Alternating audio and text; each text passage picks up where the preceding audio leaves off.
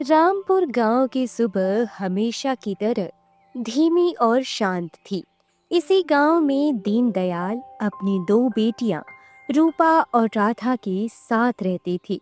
आंगन के बीचों बीच पड़ी चारपाई पर दीनदयाल सिर पकड़कर बैठे थे। उनकी झुर्रियों से भरी आंखों में भविष्य की अनगिनत लकीरें खींची हुई थी। उनकी दो बेटियां रूपा और राधा उनके जीवन की पूंजी भी थी और उनकी सबसे बड़ी चिंता भी। रूपा बड़ी बेटी, जिसका रूप ऐसा कि पूनम का चांद भी शर्मा जाए, पर स्वभाव में अहंकार और दौलत की भूख कूट कूट कर भरी थी। उसे गांव की मिट्टी, यहाँ की धीमी गति वाली जिंदगी और हर तरफ फैली गरीबी से सख्त नफरत थी। वहीं छोटी बेटी राधा रंग की सावली, पर मन की ऐसी उछली कि उसकी सादगी और मुस्कान किसी का भी दिल जीत ले। आज घर में एक बड़ा फैसला होना था, एक ऐसा फैसला जो इन दोनों बहनों की जिंदगी की दिशा को हमेशा के लिए बदलने वाला था। रूपा बेटी, जरा यहाँ आना तो, तुमसे कुछ जरूरी बात करनी है। क्या है बापूजी? सुबह सुबह आपने पंचायत लगा ली। मुझे चौपाल पर अपनी सहेलियों के पास जाना है। शहर से जो नई चूड़ियां आई है वो देखनी है। आप हमेशा मुझे इन पुराने रिवाजों में क्यों उलझाए रखते हैं? मुझे क्या और कोई काम नहीं? आप और आपकी वो गांव की बेकार सी बातें। उफ, मैं तो पक गई हूँ।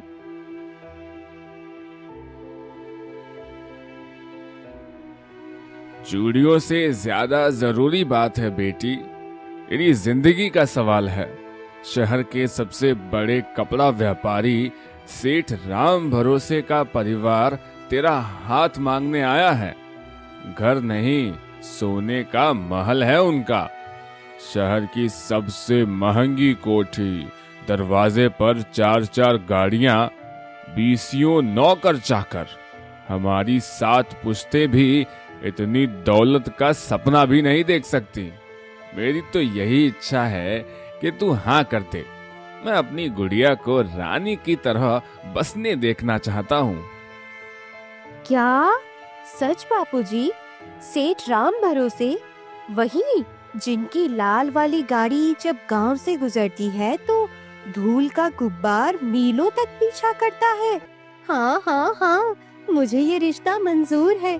मैं यहाँ इस गरीबी में, इस गोबर और मिट्टी में अपनी जिंदगी बर्बाद नहीं कर सकती। देखिए देखिए, मेरे हाथ कुएं से पानी खींच खींच कर खुरदुरे हो गए हैं। मेरे पैर देखिए, इन पथरीली गलियों में चल चल कर फट गए हैं। क्या यही जिंदगी है? नहीं नहीं, मुझे शहर जाना है। बड़े लोगों के बीच उठना बैठना है। मुझे वो सब कुछ चाहिए जो मेरे पास नहीं है। बेटी, पैसा ही सब कुछ नहीं होता।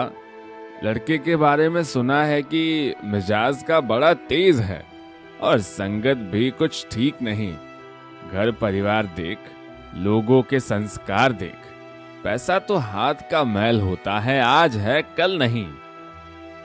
अरे बापूजी, आप भी ना किन पुरानी बातों में पड़े हैं। गुस्सा तो मर्दों का गहना होता है, और जहाँ पैसा होता है वहाँ हर ऐब छिप जाता है। गरीब का गुस्सा उसकी मजबूरी कहलाता है, और अमीर का गुस्सा उसका रुतबा। आप चिंता मत कीजिए, मैं सब संभाल लूंगी। आप बस हाँ कह दीजिए। मैं और एक पल इस सड़क पे नहीं रहना चाहती। कोने में खड़ी राधा यह सब चुपचाप सुन रही थी। उसकी आंखों में अपनी बहन के लिए खुशी नहीं, बल्कि एक अनजाना सा डर था। वो अपनी बहन रूपा से कहती है, पर दीदी, पैसा ही सब कुछ तो नहीं होता। जहाँ प्यार और सम्मान ना हो, वो महल भी तो एक सोने का पिंजरा ही होता है ना।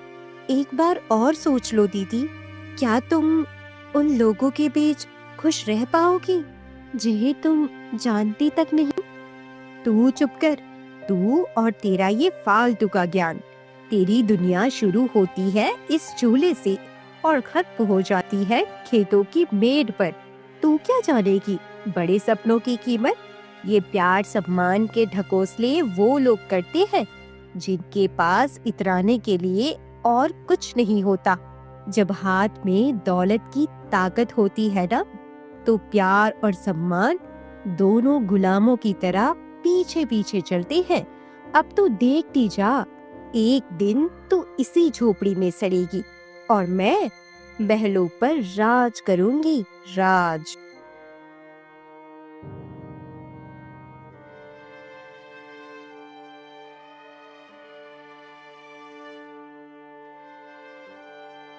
दीनदयाल ने समाज और बेटी की जिद के आगे हार मान ली।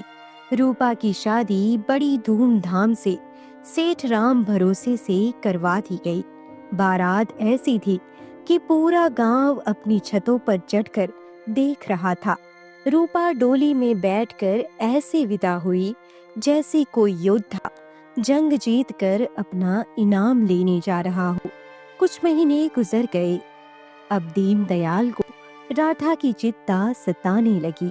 राधा ने गांव के ही एक गरीब किसान मोहन से प्रेम विवाह करने की इच्छा जताई। मोहन, जिसके पास जमीन के नाम पर बस 2 बीघा का एक छोटा सा टुकड़ा था और घर के नाम पर एक कच्ची झोपड़ी। बेटी, मैं तेरे मन को समझता हूँ। मोहन तो हीरा जैसा लड़का है, इसमें कोई शक नहीं है। पर ये दुनिया दिल से नहीं, दौलत से चलती है। तेरी बहन महलों में है और तू एक झोपड़ी में। समाज क्या कहेगा? अरे लोग हंसेंगे मुझ पर। बाबूजी, समाज की मत सोचिए। समाज आज हंसेगा, कल भूल जाएगा, पर मुझे अपनी पूरी जिंदगी गुजारनी है। मुझे वो महल नहीं चाहिए जहाँ मेरा आत्मसम्मान गिरवी रख दिया जाए। मोहन गरीब है पर स्वाभिमानी है। उसकी कमाई में हक और मेहनत की खुशबू आती है। मुझे उसकी झोपड़ी में वो सुकून मिलेगा जो दीदी को शायद अपने मखमल के बिस्तर पर भी नसीब ना हो। आप बस अपना आशीर्वाद दे दीजिए, बाकी मैं सब संभाल लूंगी। दीनदयाल अपनी लाडली बेटी की आंखों में अपने लिए सम्मान और अपने फैसले पर अटूट विश्वास देखकर पिघल गए। राधा की शादी बिना किसी धूमधाम के गांव के मंदिर में हुई, जहां एक बहन की डोली फूलों और सोने से सजी थी, वहीं दूसरी ने अपने पति का हाथ थामकर पैदल ही अपनी नई जिंदगी की शुरुआत की थी। पर असली तूफान तो तब आया जब रूपा दिवाली पर पहली बार गांव लौटी और उसे इस रिश्ते के बारे में पता चला। रात का समय था। राधा अपनी झोपड़ी के आंगन में दिए जला रही थी। तभी रूपा अपने सजे धजे अवतार में गुस्से में वहां आई। तेरी ये हिम्मत, एक 2 टके के किसान से? छी छी छी छी छी छी, तूने हमारे खानदान की नाक कटवा दी राधा। लोग क्या कहते हैं शहर में पता है? कहते हैं सेठानी जी की बहन भिखारियों के साथ उठती बैठती है। मेरा सिर शर्म से झुक जाता है। तुझे जरा भी मेरा ख्याल नहीं आया? दीदी, शांत हो जाओ। तुम इसे गरीबी अमीरी के तराजू में क्यों तोल रही हो? मोहन बहुत अच्छा इंसान है। वो मेरा बहुत ख्याल रखता है, मुझे बहुत प्यार करता है। ख्याल? क्या खाक ख्याल रखता है? क्या पहनाया है उसने तुझे? ये सूती फटी पुरानी साड़ी? मेरे तो नौकर भी इससे महंगे कपड़े पहनते हैं। और ये घर, इसे तुम घर कहती हो? अरे मेरे नौकर के कमरे इससे तो 3 गुना बड़े हैं। सुन ले कान खोलकर, आज के बाद तू मेरी बहन नहीं और मैं तेरी कोई नहीं। मत जाना, पर मदद मांगने मेरे दरवाजे पर कभी मत आना। तूने अपनी बर्बादी खुद लिखी है, अब उसी में जी और उसी में मर। इतना कहकर रूपा घुर्राती हुई वहां से चली गई। रूपा के शब्द किसी जहरीले तीर की तरह राधा के दिल में उतर गए। 5 साल का लंबा अरसा बीत गया। इन 5 सालों में बहुत कुछ बदल चुका था। रूपा सचमुच महलों की रानी थी, लेकिन एक ऐसी रानी जिसकी अपनी कोई मर्जी नहीं थी। उसका जीवन एक खूबसूरत सोने के पिंजरे में कैद पंछी की तरह था। उसका हर कदम, हर सांस उसके ससुराल वालों के हिसाब से चलती थी। सुबह का समय था। रूपा की सास कंचन देवी कमरे में बैठी अपनी बहू से कहती है, अरे बहू, ये तुमने कैसा नाश्ता बनवाया है? पराठों में कितना कम घी है। इतने रूखे सूखे पराठे तो हम कुत्तों को भी नहीं देते। तुम्हें पता है ना हम लोग कैसा खाना खाते हैं? हमारा एक रुतबा है, एक पहचान है। तुम्हारे घर पे ऐसा सब खाते होंगे। हमारे यहाँ तो घी दूध की नदियाँ बहती है, नदियाँ। जी माँ जी, मैंने तो महाराज जी से कहा था कि। तभी रूपा के ससुर लाला जी बोले, बहू, सोचने समझने का काम हम पर छोड़ दो। तुम्हारा काम है हुक्म मानना, हमारे परिवार की शान बढ़ाना और हमारे वंश को एक लायक वारिस देना। गोलू को शहर के सबसे महंगे स्कूल में डाला है। उसकी परवरिश पर ध्यान दो। उसे गांव की गंवार भाषा मत सिखा देना। जी पिताजी, मैं आगे से ध्यान रखूंगी। आप चिंता मत कीजिए, गोलू की पढ़ाई अच्छे से हो रही है। इतना कहकर रूपा मुंह लटकाए अपने कमरे में जाके बैठ गई। रात हुई। चारों तरफ चमकती चांदनी और अजीब सा सन्नाटा था, जैसे तूफान से पहले की शांति हो। तभी सेठ राम भरोसे शराब के नशे में धुत होकर घर लौटता है तो रूपा का जीवन और भी नरक बन जाता है। वो सहम जाती है। कहाँ हो रूपा रानी? पता है आज क्या हुआ? आज मेरे सारे दोस्त तुम्हारी उस गरीब बहन, अरे क्या नाम है उसका, राधा, हाँ, उस राधा का मजाक उड़ा रहे थे। कह रहे थे सेठ की साली झोपड़ी में गोबर पाथती है। सच है क्या? कितनी शर्म आती है मुझे तुम्हें अपनी पत्नी बताते हुए। गरीब गोबर उठाने वाली की बहन मेरी बीवी। हट! बस कीजिए, बहुत हुआ। हर वक्त मेरे परिवार का अपमान क्यों करते हैं आप? मैंने आपसे शादी करके अपनी जिंदगी की सबसे बड़ी भूल की है। हाँ? भूल? अरे एहसान मानो कि तुम्हें कीचड़ से उठाकर इस रेशम के ढेर पर बिठा दिया। तुम्हारी औकात क्या थी? 2 वक्त की रोटी के लिए भी मोहताज थी तुम। चुपचाप मेरा हर हुक्म मानो, वरना जिस हाथ से उठाया है उसी हाथ से वापस उसी कीचड़ में फेंकने में 1 मिनट भी नहीं लगेगा मुझे। समझे तुम? हाँ, पता है। हर बार मुझे ये बात याद दिलाने की जरूरत नहीं है। जब देखो तब सुनाते रहते हो। पहले आप खुद को तो संभाल लीजिए, फिर मुझसे बहस कीजिएगा। रूपा की बातें सुन सेठ तिलमिला उठा और कस के एक चांटा उसे मार दिया और गुस्से में चला गया। रूपा की आंखों से आंसू बह निकले। वो फूट फूट कर रोने लगी। वो उस रात आंगन में खड़ी होकर देर तक आसमान के तारों को देखती रही। उसे अपनी छोटी सी झोपड़ी, अपने पिता का दुलार और राधा का निश्चल प्रेम याद आ रहा था। उसे एहसास हो रहा था कि उतने दौलत की चमक में असली खुशियों को कहीं बहुत पीछे छोड़ दिया है। दूसरी तरफ राधा की दुनिया गरीबी में भी जन्नत थी। उसकी झोपड़ी छोटी थी, पर उसमें प्यार और अपनेपन की कोई कमी नहीं थी।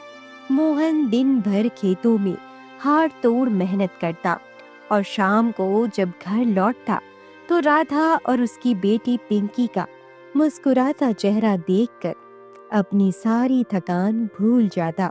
मोहन की माँ शांति राधा को अपनी बेटी की तरह मानती थी।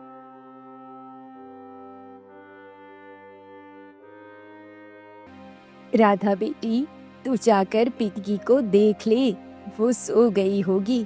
मैं खाना लगाती हूँ। मोहन भी बस आता ही होगा। नहीं नहीं माँ जी, आप बैठिए, आपकी कमर में दर्द होगा। बस सब्जी ही तो बनानी है, मैं बना लूंगी। आज उन्होंने खेत की ताजी ताजी भिंडी लाई है, वही बना लूंगी, उन्हें बहुत पसंद है। दोनों बातें कर ही रहे थे, तभी मोहन घर आता है और कहता है, अरे वाह, सब्जी की खुशबू तो दरवाजे तक आ रही है। लगता है आज मेरी मेहनत वसूल हो गई। कहाँ है मेरी दुनिया, मेरी गुड़िया रानी, मेरी लाल परी। तभी पिंकी मोहन के पास आती है। बापू, आप आ गए? हाँ हाँ मेरी राजकुमारी, आज बापू तेरे लिए चौक से जलेबी लाया है, खाएगी? जलेबी? हाँ हाँ, वो तो मुझे बहुत पसंद है। मैं तो अकेली ही सारी चट कर जाऊंगी, किसी को नहीं दूंगी। रात को पूरा परिवार जमीन पर बैठकर साथ में खाना खाता है। हंसी ठिठोली होती, दिन भर की बातें होती थी। उन्हें इस बात की कोई फिक्र नहीं थी कि उनकी अलमारी में कितने कपड़े हैं या जेब में कितने पैसे। उनकी सबसे बड़ी दौलत उनका साथ और एक दूसरे के लिए अटूट प्रेम था। राधा सिर्फ अपने घर तक ही सीमित नहीं थी। गांव में कोई बीमार पड़ता, किसी के घर कोई तकलीफ होती, तो राधा सबसे पहले मदद के लिए पहुंच जाती। उसके पास देने को धन नहीं था, पर सेवा का भाव और मीठे बोलों का ऐसा खजाना था कि वो सबका मन मोह लेती थी। एक दिन रूपा अपने गांव आई। उसका मकसद अपने पिता से मिलना नहीं, बल्कि राधा को उसकी औकात दिखाना था। रूपा की चमक धमक देखकर लोग उसे देखने जमा हो गए।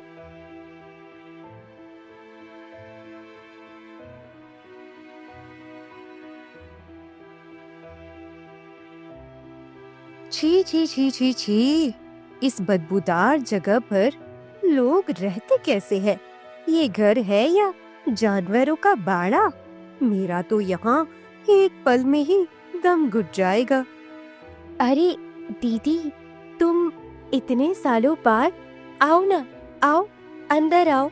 देखो, पिंकी भी तुमसे मिलना चाहती है। वो तुम्हें देखेगी तो फूली नहीं समाएगी। अंदर? इस अंधेरी सीलन भरी गुफा में? नहीं नहीं, शुक्रिया।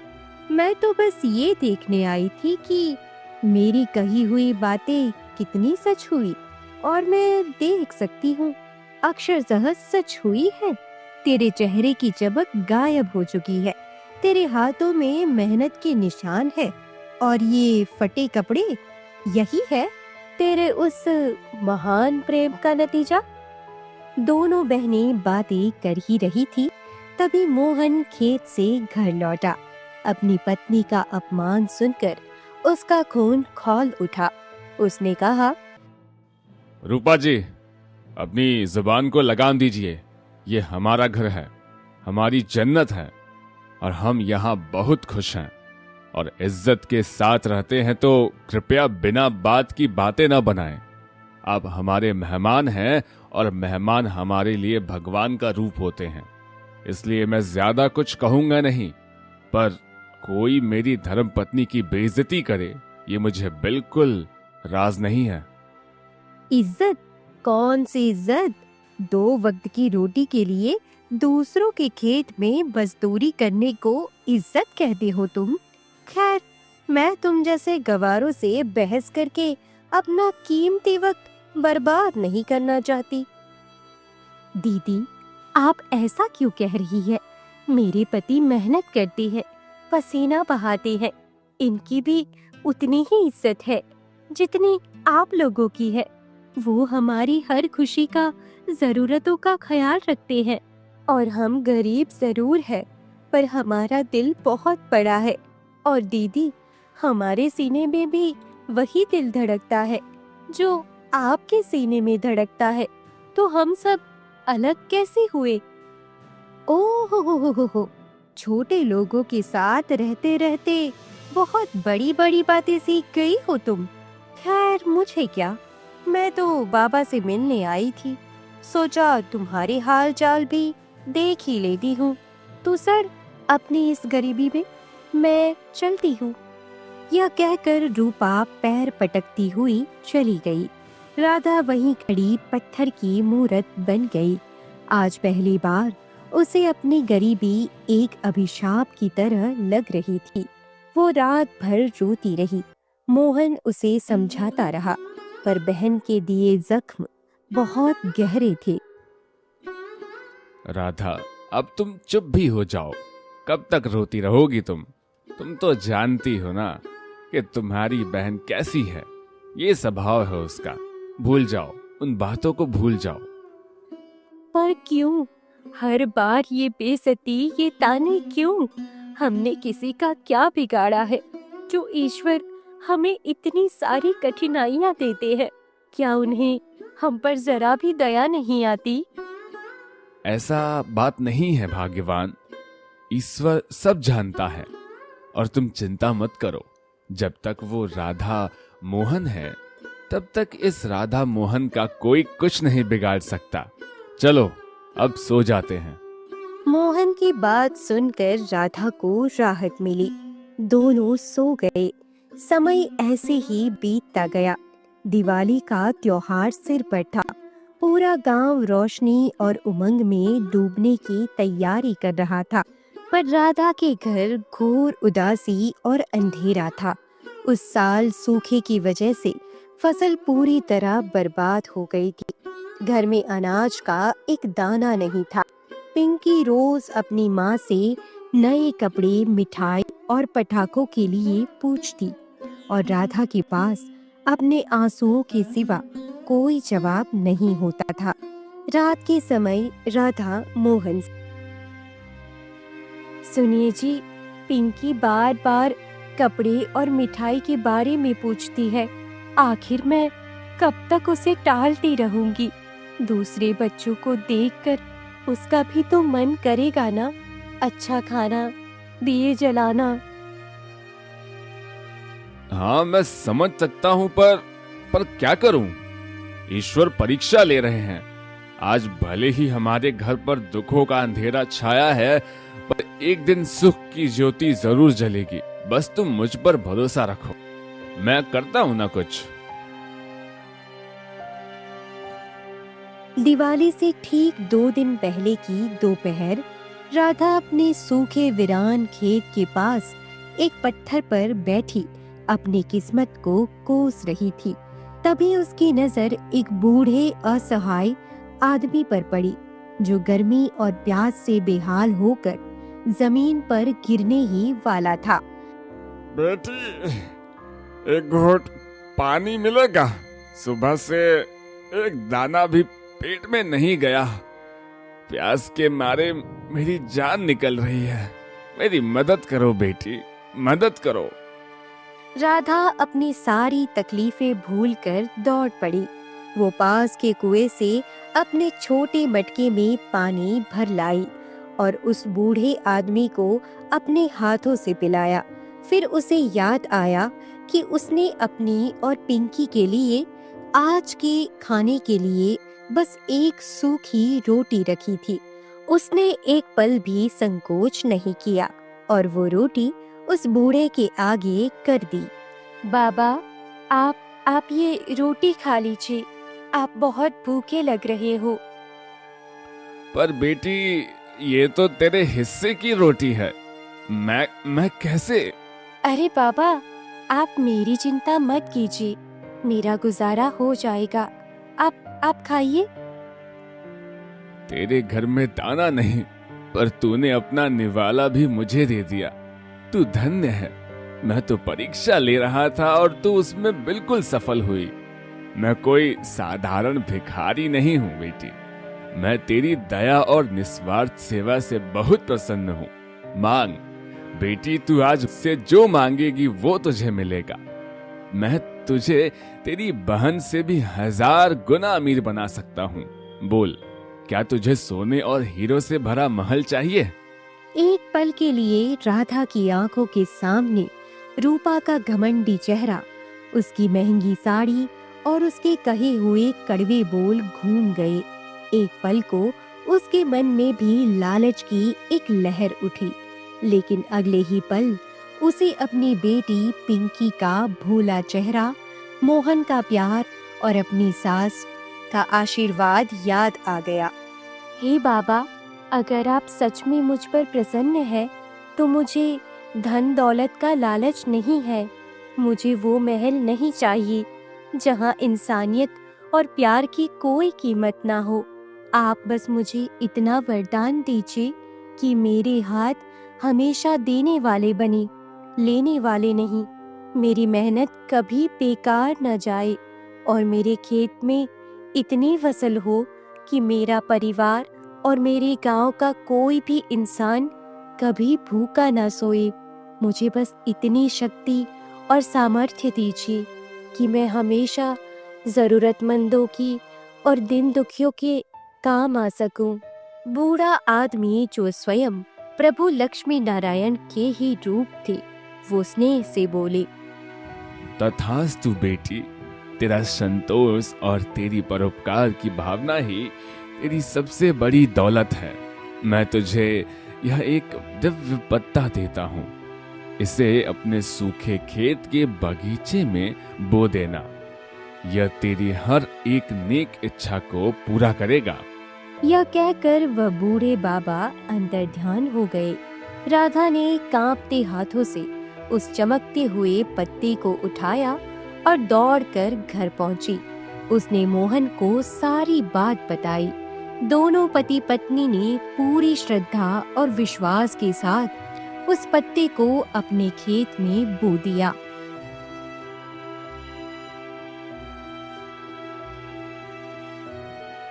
सुबह जब गांव वाले जागे तो उन्होंने एक चमत्कार देखा।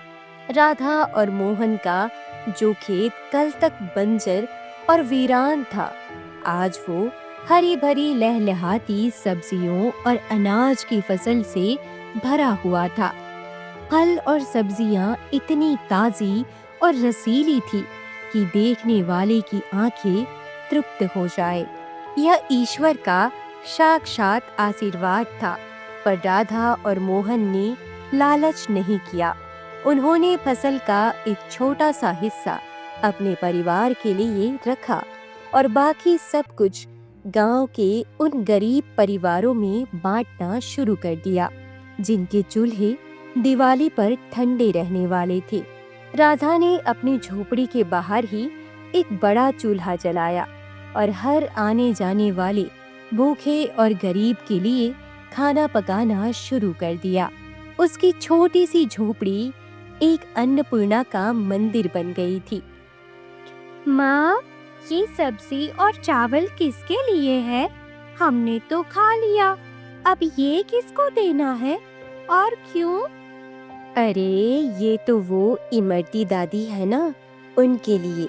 उन्हें जोड़ों में दर्द रहता है ना, वो ज्यादा काम नहीं कर पाती, इसीलिए उन्हें देना है।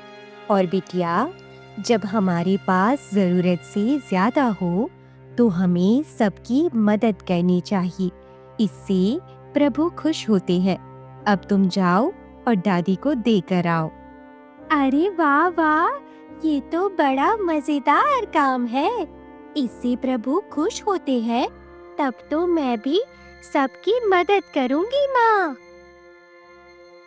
उधर शहर में सेठ राम भरोसे के घर पर कर्म का चक्र पूरा घूम चुका था।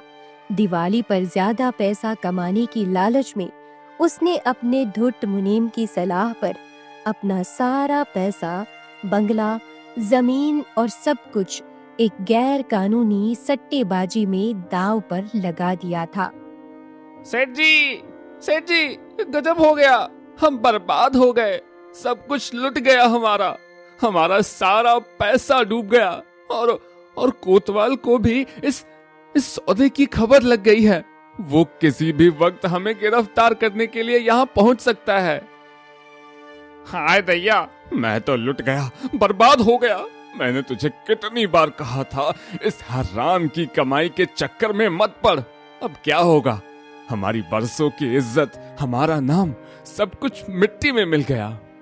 मैंने आपको कितना रोका था, पर आपको तो बस पैसों का नशा चढ़ा हुआ था। अब हम कहाँ जाएंगे? गोलू का क्या होगा? हम तो सड़क पर आ गए। चुप हो जाओ सब, खासकर तुम रूपा, सब तुम्हारी वजह से हुआ है। मनहूस कहीं की, जब से तुम इस घर में आई हो हमारा पतन शुरू हो गया। तुम्हारी गरीबी और तुम्हारी बुरी किस्मत तुम्हारे साथ ही चली आई है। कुछ ही घंटों के अंदर सेठ राम भरोसे का बनाया हुआ दौलत का पहाड़ रेत की तरह ढह गया। उसका सब लुट गया। दोस्त रिश्तेदारों ने नाता तोड़ दिया। अंत में लाला जी और सेठानी जी ने सारा दोष रूपा पर मढ़ दिया और उसे और उसके बेटे गोलू को धक्का देकर घर से बाहर निकाल दिया। दिवाली की काली अमावस की रात थी। पूरा गांव हजारों दियों की रोशनी से जगमगा रहा था। बच्चों के पटाखों का शोर और लोगों की हंसी गूंज रही थी। राधा की झोपड़ी के बाहर भी बहुत से दिए चल रहे थे। मैले कुचैले कपड़ों में बिखरे बालों के साथ रोती बिलखती रूपा अपने बेटे गोलू का हाथ पकड़े हुए वहां आकर खड़ी हो गई। उसे अपनी आंखों पर विश्वास नहीं हो रहा था। जिस बहन को उसने भिखारिन कहा था, आज वो देवी अन्नपूर्णा की तरह पूरे गांव का पेट भर रही थी। राधा मेरी बहन। राधा ने जैसे ही अपनी बहन को इस दयनीय हालत में देखा, उसके हाथ से खाने की थाली छूट गई। वो अपने सारे पुराने अपमान, सारे कड़वे बोल, सब कुछ एक पल में भूलकर अपनी बहन की तरफ दौड़ी। दीदी, मेरी प्यारी दीदी, ये आपने क्या हाल बना रखा है? सीटी कहाँ है? और ये गोलू मेरा बच्चा, तू रो क्यों रहा है? क्या हुआ है दीदी, मुझे बताओ। राधा, मैं बर्बाद हो गई राधा। मैं कहीं की नहीं रही। जिन महलों पर मुझे नाज था, उन्होंने मुझे एक पल में सड़क पर फेंक दिया। जिस दौलत पर मुझे घमंड था, वो मेरे किसी काम नहीं आई। मुझे माफ कर दे राधा, हो सके तो मुझे माफ कर दे। मैंने तुझे और मोहन को बहुत दुख दिया है। मैं तेरी सबसे बड़ी गुनहगार हूँ। चुप हो जा दीदी, एक शब्द और मत कहना। तू मेरी बड़ी बहन है, मेरा अभिमान है। गलती किससे नहीं होती। ये घर तेरा भी उतना है जितना मेरा। चल चल अंदर चल, बहुत थक गई होगी। देख, आज मैंने खास तौर पर तेरी पसंद की खीर बनाई है। तभी वहां दीन दयाल और शर्म से सिर झुकाए सेठ राम भरोसे भी आ पहुंचे। गांव वालों ने उन्हें राधा के बारे में सब बता दिया था। मोहन भाई, मैं आपका गुनहगार हूँ। मैंने दौलत के नशे में अंधे होकर आपकी और राधा जी की नेकी को कभी नहीं पहचाना। आज मुझे समझ आया कि असली अमीर तो आप लोग हैं, जिनके पास इतना बड़ा और माफ कर देने वाला दिल है। सेठ जी, आप ये क्या कर रहे हैं? आप हमारे जीजा जी हैं, हमसे बड़े हैं। ऐसे गिरकर हमें शर्मिंदा मत कीजिए। जो हुआ उसे भूल जाइए। आज दिवाली है, गिले शकवे भुलाकर एक नई शुरुआत करने का दिन है। उस रात उस छोटी सी मिट्टी की झोपड़ी में दो टूटे हुए परिवार एक हो गए। रूपा और सेठ राम भरोसे को अपनी गलती का गहरा एहसास हो चुका था। उन्होंने सिर्फ माफी नहीं मांगी, बल्कि जीवन का सबसे बड़ा सबक भी सीखा था। असली दौलत सोना चांदी या बड़े बड़े बंगला में नहीं होती है, बल्कि प्यार भरे रिश्तों, संतोष और दूसरों की मदद करने की भावना में होती है। सबने मिलकर दिए जलाए। पिंकी और गोलू भी बहुत खुश थे, खिलखिला रहे थे। बाहर अमावस का घना अंधेरा था, लेकिन उस झोपड़ी के अंदर रिश्तों के उजालों से हर कोना रोशन हो रहा था। यह उन दो बहनों की जिंदगी की